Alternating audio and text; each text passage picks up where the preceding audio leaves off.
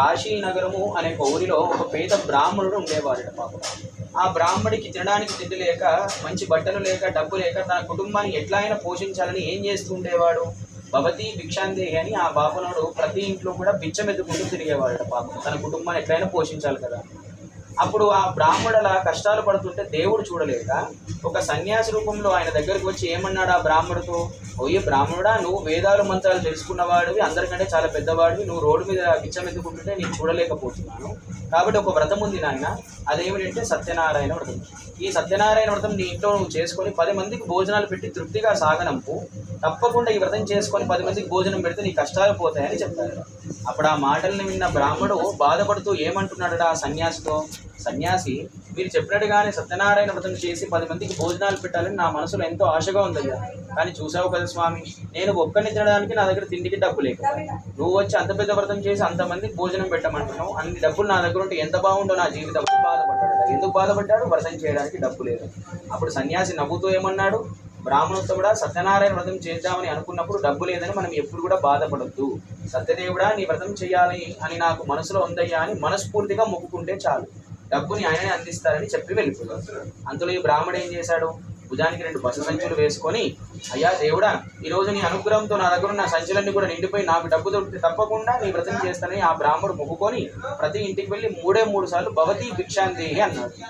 అన్నాడో లేదో ఊరు వాడ గల్లి వాళ్ళందరూ కూడా వచ్చి ఆ బ్రాహ్మడి చేతిలో బియ్యము, పప్పు, కూరగాయలు, చింతపండు, వంట సామాగ్రి అన్ని చేతిలో పెట్టారు. కొంతమంది డబ్బులు కూడా చేతిలో పెట్టి కాలు మొక్కిలు. అలా చూసేసరికి ఆ బ్రాహ్మణ దగ్గర ఉన్న 2 బస సంచులు నిండిపోయాయి డబ్బులతో, ఈ యొక్క సామాగ్రితో. అందులో సంతోషపడి ఈ డబ్బంతా కూడా ఎందుకు దొరికింది, వ్రతం చేస్తానని మొక్కినందుకే అని సంతోషపడి డబ్బు తీసుకొని బజారుకు వెళ్ళి సత్యనారాయణ వ్రతానికి ఏమేమి సామాగ్రి కావాలో అన్నీ తీసుకొని ఇంటికి చేరుకుంది. అలా ఇంటికి వచ్చినటువంటి ఆ బ్రాహ్మణుడు ఆ రోజు సాయంకాలం ఇలా మనం ఎలా అయితే ప్రశాంతంగా సత్యనారాయణ వ్రతం చేస్తున్నామో, ఆ రోజు సాయంకాలం ఆ బ్రాహ్మణుడు కూడా చక్కగా సత్యనారాయణ వ్రతం చేసుకొని 10 మందికి భోజనాలు కూడా పెట్టి అందరినీ తృప్తిగా సాగనంపి కూర్చొని సహస్రనామాలు చదువుకుంటున్నాడు. అదే సమయంలో అదే మార్గంలో కట్టెలమ్మేవాడు వెళ్తున్నాడు ఒకరు. ఆ కట్టెలమ్మేవాడు కూడా ఈ వ్రతం చూసి వ్రతం ఏమిటని అడిగాడు. అప్పుడు ఆ వ్రతం గురించి వివరంగా ఆ బ్రాహ్మణుడు ఆయనకి చెప్తాడు. చెప్పగానే ఆ కట్టెలమ్మేవాడు ఏమంటున్నాడు, మరి బ్రాహ్మణుడా, నాకు కూడా ఎన్నో కష్టాలు ఉన్నాయి కదా, ఒకనాడు నా దగ్గర ఉన్న ఈ కట్టెలని కూడా అమ్ముడుపోయి నాకు కూడా డబ్బు దొరికితే తప్పకుండా నేను కూడా ఈ వ్రతం చేస్తానని ఈ కట్టెలమ్మేవాడు మొక్కుకొని కట్టెల కావిడి భుజంపై పెట్టుకొని ప్రతి ఇంటికి కట్టెలమ్మడానికి బయలుదేరి వెళ్ళాడు. అలా వెళ్ళాడో లేదో ధనవంతులున్న వీధిలోకి ఆ కట్టెలు నమ్మగా అతని దగ్గర ఉన్న అన్ని కట్టెలు కూడా అమ్ముడుపోయాయి. కట్టెలు అమ్మిన తర్వాత అనుకున్న దానికంటే ఎక్కువ డబ్బు దొరికింది. ఎందుకు దొరికిందంటే వ్రతం చేస్తానని మొక్కినది. అప్పుడు ఆ కట్టెలమ్మేవాడు కూడా డబ్బును తీసుకొని బజారుకు వెళ్ళి పసుపు, కుంకుమ, అగరబత్తి, కర్పూరము, పోకలు, ఖర్జూరా పండ్లు, వక్కలు, పాలు, పెరుగు, తేనె, చక్కెర, 5 రకాల పండ్లు, 5 కొబ్బరికాయలు అన్ని సామాగ్రి తీసుకొని ఇంటికి చేరుకుంది. ఇంటికి వచ్చిన ఆ కట్టెలమ్మేవాడు ఆయన కూడా మనలాగని సత్యనారాయణ వ్రతం చేసుకొని కష్టాలు తొలగించమని వేడుకొని 10 మందికి భోజన తాంబూలాలు కూడా పెట్టారు. అంతలో ఏమి జరిగింది, ఆ రోజు నిజంగానే కట్టెలమ్మేవాడు బ్రాహ్మణోత్తముడు ఇద్దరు కూడా సత్యనారాయణ వ్రతం చేసినందుకు వీళ్ళిద్దరు కూడా అన్ని కష్టాలతో వీళ్ళ చేతికి చాలా డబ్బు దొరికింది.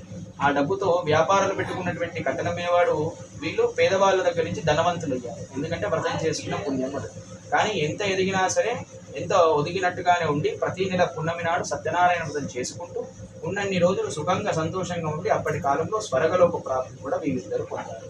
కాబట్టి 2వ కథలో మనందరం తెలుసుకోవాల్సిన గొప్ప విషయం ఏమిటంటే అంటే, మన ఇంట్లో మనం కూడా సత్యనారాయణ వ్రతం చేద్దామని అనుకున్నప్పుడు మన దగ్గర డబ్బు లేకపోయినా, శక్తి లేకపోయినా, సమయం లేకపోయినా, సహాయం లేకపోయినా, ఏది కూడా లేదని బాధపడొద్దు.